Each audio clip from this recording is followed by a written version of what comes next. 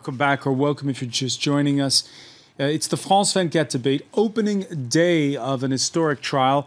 A former African strongman tried on the African continent. With us to talk about it, Sheikh Ibn Umar, former foreign minister of Chad, also a former opponent of Hissène Habré, who was both an opponent and an ally, depending on the period. Also with us, Julia Wono of Internet Without Borders, Michael Kirtley of the World Memory Film Project, and joining us from Dakar, where that trial opened in Senegal, Elise Kepler of Human Rights Watch. Sheikh Ibn Umar, before we went to the break, we were talking about setting these crimes taking place in the 1980s.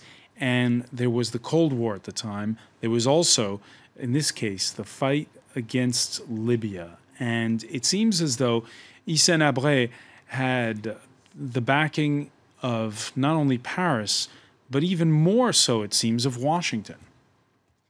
Yes, I may say that the main backing used to come from Washington. Because you know, President Reagan was very, tough against Gaddafi, and he used to have very simplistic view about bad guys and good guys. So Habré was against Gaddafi, automatically he was on the right side, and that was on. As for French, the relationship was a bit more complicated, because it was the time of François Mitterrand, and he inherited the Chadian dossier from the right-wing government in France, and was not very well at ease with Habré. And as a matter of fact, Habré was overthrown in 1990 by his then commander-in-chief, the current president Idriss Déby, because French had stopped supporting him and shifted allegiance to Idriss Déby, which is, not very well documented. But the key behind the overthrowing of Habré is that he went into conflict with French, which preferred at that time to, put the card on the side of Déby, and because of the oil problem, because at that time oil prospection started in Chad, and Habré decided to give all the permits to the American companies, and up to now the French are totally absent from the oil sector in Chad. That is an aspect of the issue. You add to that the government in Chad, I said earlier, that was very reluctant in, helping the whole process to come to fruition, because, as you know, you cannot organize the trial of President Habré without the main, official that with him. And Idriss Déby used to be the commander-in-chief of the army, and most of the abuses was directly implemented by himself. So it is very curious to see that, French, the United States, Déby, and many other countries who supported Habré, everything is a good guy and Habré is the only bad guy. I think that one of the flaws of the whole process, and you add to that the fact that even the characterization of the crime against Habré, where there is no doubt that there were extrajudicial killings, massive violation of human rights. But going as far as to talk about crime against humanity, I don't know, because my understanding of that kind of crimes is relate to genocide or use of weapon of mass destruction. But he did target opponents according to their. He was ruthless against certain ethnic groups. I mean, he targeted lots of ethnic groups in the South. But I think that personally, I think that it is. A bit too excessive to talk. Typically, a crime against humanity is defined by at least 1,000 people killed from a certain But I think that everybody is trying to wash their hands the very people, President Deby, France, and the United States, and other African head of state, who were accomplice to Habré in every detail of this violation. Right, everybody is trying to wash their hands and let Habré being this sole bad guy. That is not fair, I think. All right, on Twitter, one comment: if Habré is to face trial alone, then we're still at a dead end. That's probably a bit excessive, but nevertheless, to continue what former minister just said, the deputy president of Dakar bar said this afternoon that all the trial is under surveillance by either citizens, by either law professionals such as lawyers, by other judges of Africa. Why? Because it has to be said that the notion of due process is questionable here. Why? Part of the investigations have been undertaken by Chadian judicial authorities. But if you look at the facts, the issue of respect of due process and the question of rule of law, the notion of rule of law, is probably not, facts suggest that in Chad it is not completely the case that rule of law is totally respected. Why is it so? Simply because if you look at some certain mechanisms in democracies, or so-called democracies, when you have highest judges being selected by the president, who operates under a constitution that has hence been the fact, changed. as you were saying earlier, that the trial is taking place in Senegal. The trial is taking place in Senegal, but we have to remember that Chad is funding an important part of the trial and of the organization of this trial. And beyond this, once again, one of the protagonists, a lot of protagonists of this affair have been left apart, but they should have been also at the bar today to defend themselves, of course, but also to respond of these crimes. Elise Kepler, there you hear Julia Wono saying, on the one hand, should Hissène Habré be the only man in the dock? And secondly, is it going to be a fair trial? Look, I think the reality is that this case is precedent-setting in terms of being in Africa, trying these kinds of crimes. These cases aren't easy, and that's part of why, for example, the ICC has existed, that you want trials, ideally, as close to home as possible, but you also need to take every measure to ensure they're fair, effective, and can be done. You couldn't see this trial happen in Chad over many years. So that's part of why you need a range of mechanisms. The judges are going to be in the position to ensure the fair trial rights. This process has gotten a lot of support internationally, and that's been important to ensuring it has the resources it needs to function fairly and effectively. In terms of it being just of Habré, there is a certain reality that justice is often selective in some way for a variety of issues. Not everyone implicated in crimes is tried. At the same time, it's important to note that Chad, after this process began, has had trials and convicted some local officials who had been stopped by these chambers and opted to try them at home. So, in fact, it's not the only trial involving these crimes, but obviously it's only a small number of people implicated in the crimes who will be tried. Michael Curley? Well, I think, of course, it is precedent-setting. We can't forget that. It's a trial inside one African country of a former African leader in another country. It is the trial of an African leader that very few people doubt actually committed many of these crimes. But you have to also think about, and there I would like to go back to what the Foreign Minister was saying, that there is a context to all of this.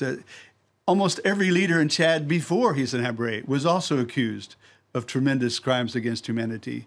Idriss Deby, who followed him, has also been accused of serious crimes against his population.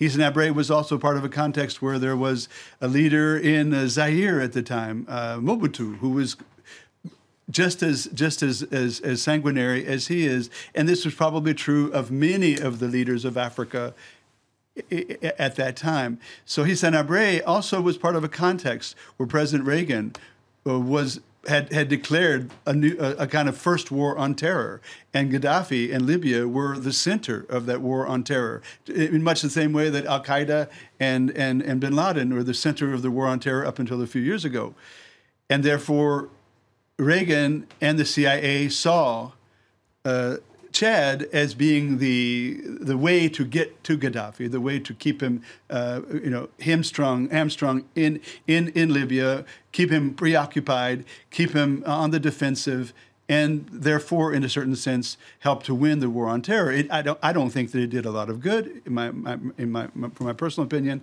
but I think that what was said earlier about other people deserving to be on trial, you have to also.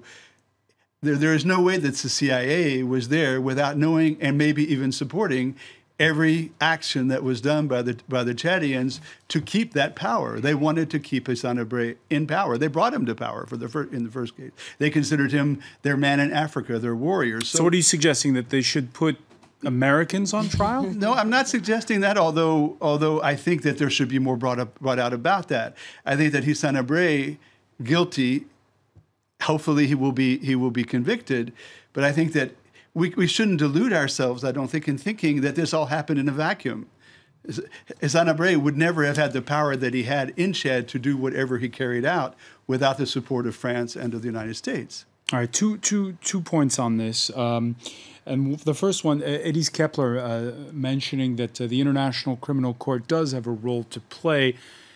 In December of last year, the ICC dropping its case against Kenya's president. Now, Uhuru Kenyatta had been indicted in connection with post-election ethnic violence in 2007, 2008. He used it as a campaign issue to get elected, and very, very successfully so. A few months before the case was dropped, here's what Kenyatta said.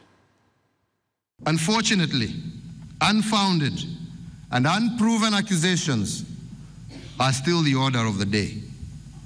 My accusers, both domestic and foreign, have painted a nefarious image of most African leaders as embodiments of corruption and impunity.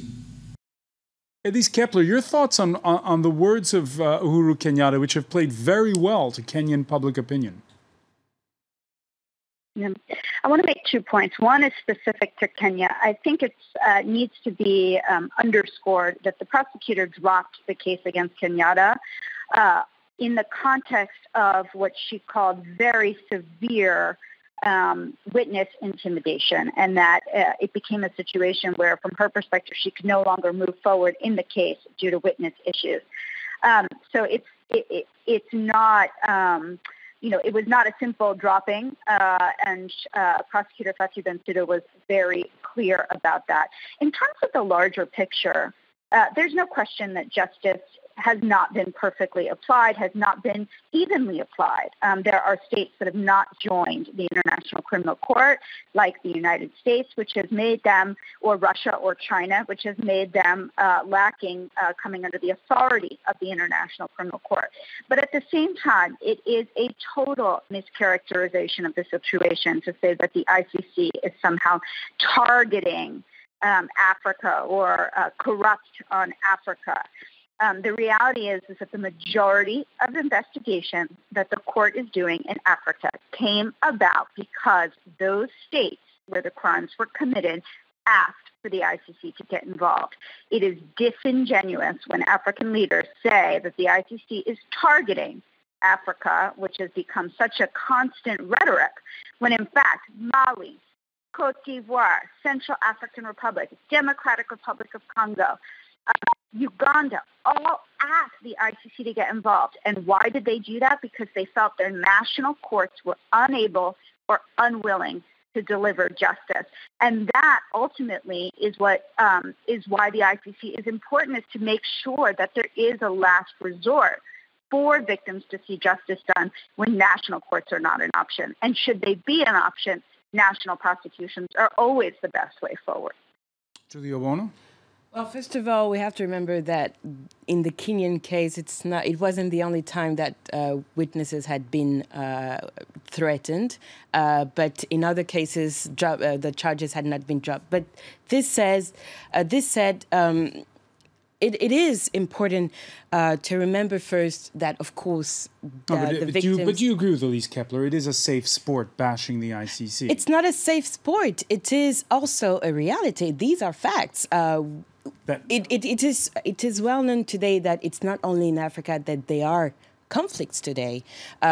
Others will give examples. The case is brought, like the one of Laurent Gbagbo. Of course, it's the Ivorians, which is also very criticized today. And if you follow a bit the question of Ivory Coast, Human Rights Watch also is calling for other protagonists to be brought to the court, which is a proof also probably that there is a sort of probably instrumentalization according to some African heads of state. But this said, when one gives examples of African countries and African heads of state being responsible for corruption and crimes, etc., others will give other examples, such as it's a very common example given today. Some are asking to bring George W. Bush to the ICC for lying on the presence of unconventional chemical arms in the United States. Is not a member, and it's not a member, which is also another questionable. And Senegal was the first member,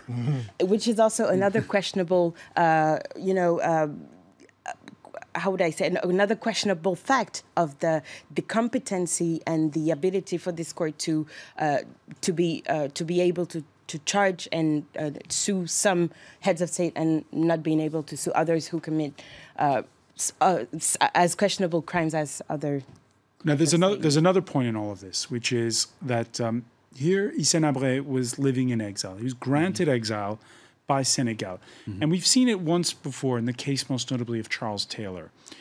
He leaves Liberia under an agreement whereby he's granted exile in Nigeria, and it's to stop the bloodshed, and it did. But then a few years later, he's charged.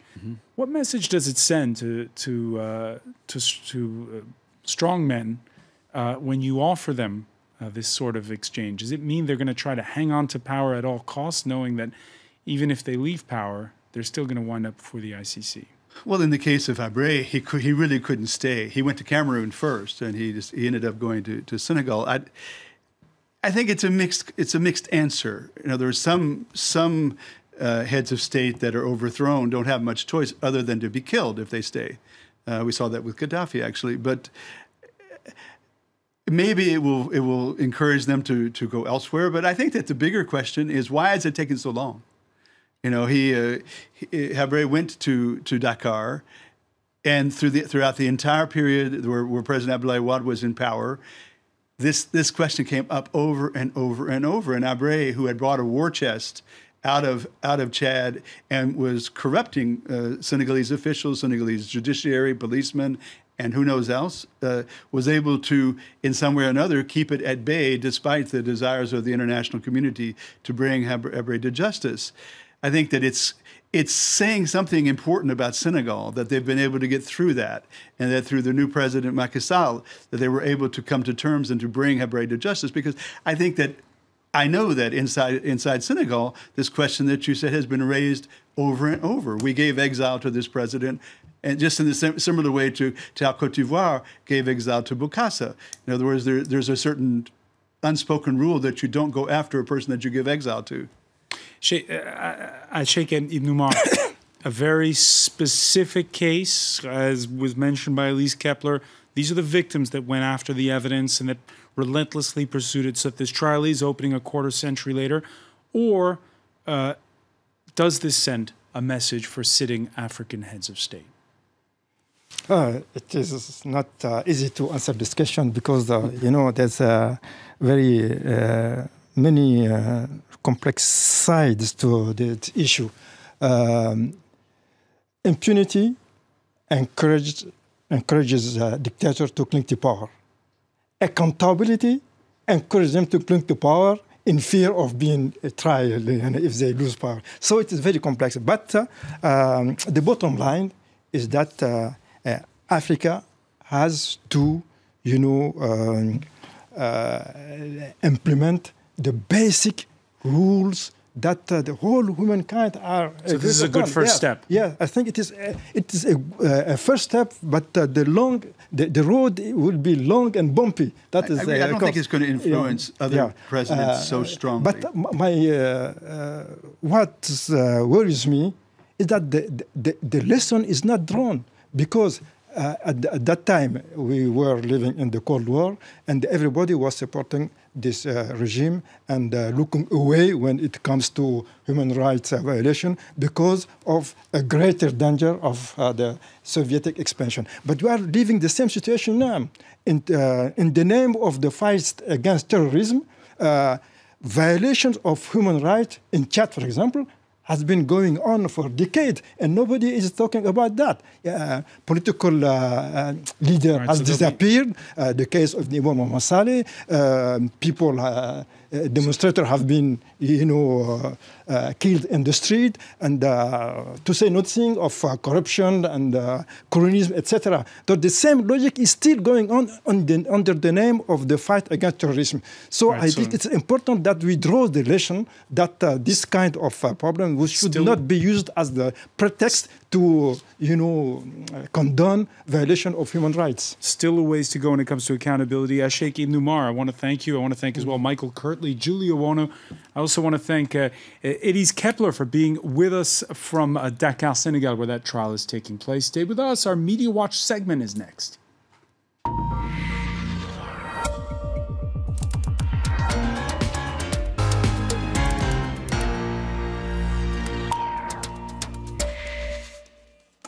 And the man setting up shop is James Creedon. How are you, sir? Very well, Francois. Just taking a look at how the debate topic is playing out on social media. Several people tracking things as they're happening in we saw some Senegal. live tweets from the courtroom today. That's right, and indeed the hashtag Justice Matters being used as well by some in relation to this trial. Two people to follow if you want to keep up with blow-by-blow accounts of events as they're happening are Thomas Fessy of Human Rights Watch. Of course, Human Rights Watch a big role in piecing together this case.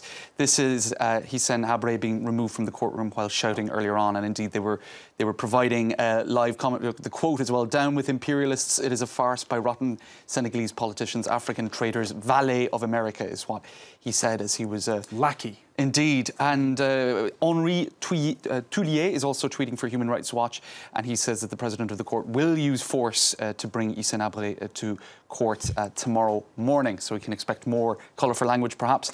More theatrics. Indeed. The Pinochet of Africa, he's been called as well in a lot of headlines. That's how the torturous aspect of his regime is summed up. And one figure who was a victim of his torture, who is receiving some coverage today and over the last number of weeks, is a woman called Rose Lokessim. Now, her case has become, I suppose, symbolic of the treatment of the some 40,000 victims of Hissène Habré. She was held between 1984 and 1986 by the Documentation and Security Directorate, the DDS, which was the secret police. And Human Rights Watch came across documents, thousands of documents in 2001, and she had basically catalogued and kept a diary of what had happened to her and the torture techniques. So that has actually been turned into a documentary that you can get on YouTube, the story of Rose Lokessim. Also, the torturer and friend of the West, that's another theme that's coming across in a lot of the press coverage, Francois, being pictured alongside François Mitterrand, the president of France at the time, back in the 80s, and also Ronald Reagan. Dangerous liaison, as this headline puts it, in Jeune Afrique. They have a whole series of documents on their website of the quite cosy relationship between the French president, the US president, and Ariel Sharon and others with Hissène Habré. In a bid, it seems a lot of it was to keep Muammar Gaddafi out of northern Chad. There were alliances being forged with opponents. Some cartoons just to finish with, Francois. This is a piece that has been picked up by Libération by the Franco-Burkinabe cartoonist Glaise, and you can see there hand covering Hissène Habré's face. He just doesn't want to face up to the events, I guess you could say. And that cartoon was put together as a response to this open letter in Dakar Actu, which is a Senegalese online news website. That is a photo of Souleymane Gweng, I hope I pronounced that correctly. He's the founding president of the Association of Victims of the crimes of the regime of Hissène Habré. And he says, are you afraid of us? That is the headline there. Do you not want to face up to us? And just one cartoon to finish with. I mean, they're again reminding our viewers he had to be brought by force to the courtroom. That's right. And indeed, probably will have to be brought by force again tomorrow. And that is another cartoon here showing a judge with the shape of Africa imagined as the head, saying this is the opportunity to prove that we are capable of judging our dictators. All right, many thanks for that, James Creedon. Of course, we're going to continue to follow the trial. I want to thank our panel once again. Thank you for being with us here in the France 24 debate.